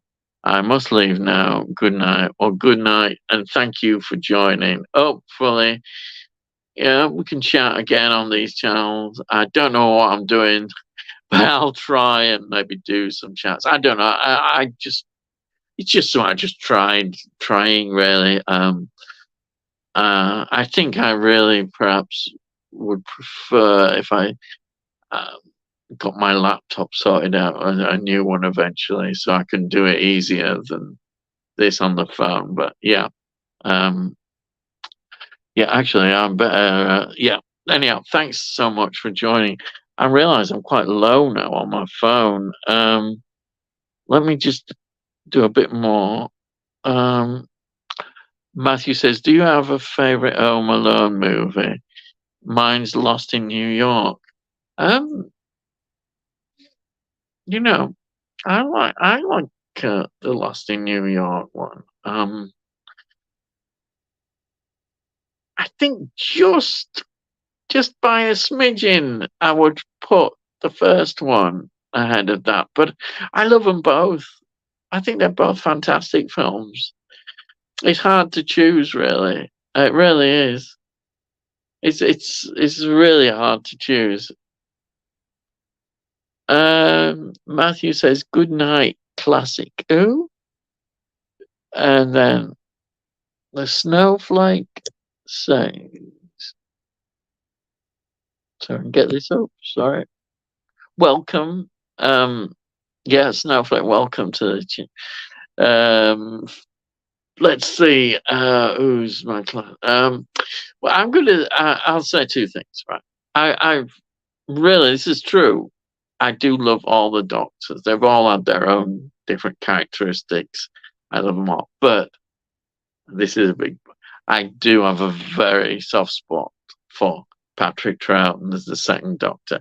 I think seeing him when I was a child, even more than seeing William Hartnell, really, I just loved him. He had this humor with him, but he was also so clever as well, and he was great Doctor. The way he was with the companions, and he was fantastic. I just love Patrick Troughton. And also, he was a great actor. He really had a good acting pedigree because he appeared in The Omen. I mean, what a classic horror film that was! And he was in some of the Hammer films. So I do really love Patrick Troughton. But I think John Pertwee is fantastic. I think um, John Pertwee was great in the role, the way he brought his own thing. But each Doctor has brought their own thing. And of course, Tom Baker, the most famous one, loved by all. Tom Baker is perhaps one of the most well loved with David Tennant and Tom Baker are the ones that people often choose. And I can see why, because there's great performances. But I honestly, I can pick out a lot of in the all the Doctors, but I do really have a soft spot for Patrick Troughton as the second Doctor, and it's so sad that some of his episodes we may never ever see again, which is sad. But we have got, a bit better now state of the episodes, and also with the animation has helped a lot. Hopefully, in this year we might find some more Patrick Troughton stories, but we'll see what happens. I'm really looking forward to that. Sexy Monkey says, I don't exactly like modern horror. I was asked to watch and review Hereditary. The a scene with the bird was so disturbing to me that I just had to turn it off. Just 16 minutes in. Well, that does happen. I can understand that, Um, it, for some people, these things can be like that, and it's not for everybody. Horror, and particularly modern horror, if it's very dark and graphic, it can be disturbing to people. I accept that, and that's fine. I love it. To me, sometimes the more dark and disturbing, the better. Um, you know, but everybody's different. To be honest, I love all the wide aspects of horror. There's so much in horror now can be included. Yeah, I do really enjoy it, but I can appreciate that it's not everybody's thing, and if it's too disturbing for you, then I can totally understand that.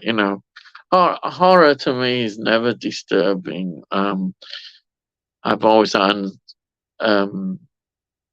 I find sometimes the horror for me, I find more horrific in more real life things, reality based things. Um, there's certain scenes in films that to me are more horrific, which are like, say, a film like Scum. It's a British film. Um, I can hardly watch that film. There's a really bad scene in there, and that I find more horrific than any people butchering and doing all the things that they're doing, horror films and dark films. That is more horrific to me, and that's how it is. But everybody's got their own thing, That's how it is. Um, yeah. Okay. Yeah. Uh, yeah. Sexy Monkey says the scene. Um, also, it says, I can't stand animal cruelty in real life and in films. It's fake too. The impact isn't. I've been a vegetarian now for 33 years. I think in terms of there is one horror film um, which is quite controversial, and I understand exactly why. And that, in a way, is something that should never have happened. It uses actual animals um, in for the film. Yeah, not for people eating them or what have you. It uses them specifically for the film's entertainment. It's an awful film, and yet a lot of people consider it a classic horror film. It's not a good film, and that is wrong. And I can that's Cannibal Holocaust. It's called the film Cannibal Holocaust. It was one of the video nasties, but there's two scenes in it, and there's one where they eat this giant turtle, and it was just done for the film, not not for like tribes or what have you eating it because that's what they do. But this was done for terms of entertainment, and it's just it just seems so wrong. I saw it and I just couldn't really accept that film at all, and I wouldn't have it in my collection. I wouldn't buy that. Um, there's no way I would have that. It's a bad film anyhow. It's been done better. That kind of thing about cannibalism, and I think that left quite a bad taste. And that is the one film I think that I've in horror genre that I've kept well away. With cruelty to animals, I think most people would accept they don't like to see that. I think they should do anyhow. I can understand that totally.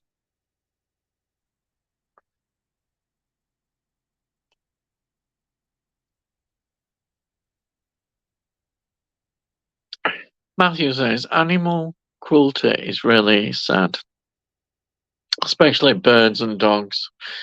Yeah, dogs.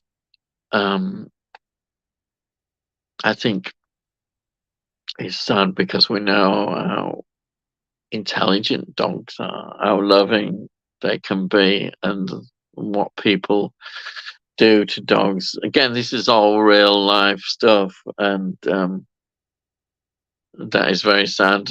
Birds as well, people shooting them for sport.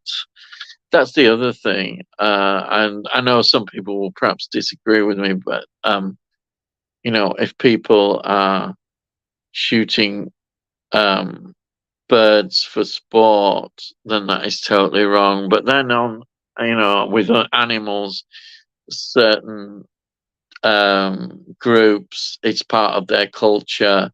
It may be wrong, but I wouldn't. Um, it's how they live and get their food. It's Eskimos and people like that. There's a big thing. There's a whole big debate anyhow about that. But if we get back to cruelty, yeah, definitely cruelty um, is unnecessary. Suffering, everything should be done without suffering.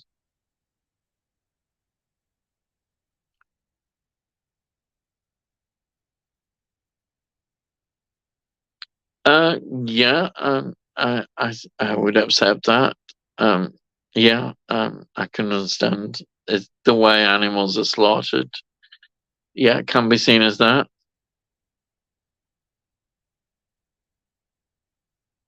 Sex and money. Have you heard of a channel called the Network? A filmmaker who talks about Star Trek a lot. No, I haven't. I would check that out. Definitely, I would check that out. Yeah. Right. I think that's the end of the comments, and I think now my phone is really getting low, and I'm going to have to go. And it's past 3 o'clock, so I'll have to go to bed soon. But thank you everyone for joining in, and it's just me just experimenting, and thank you so much everybody. And Sexy Monkey, thank you.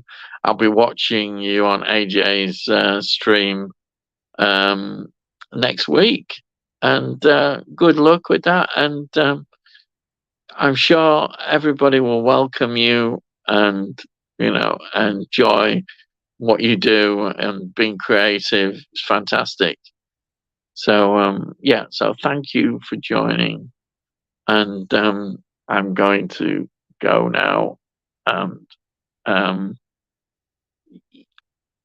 uh,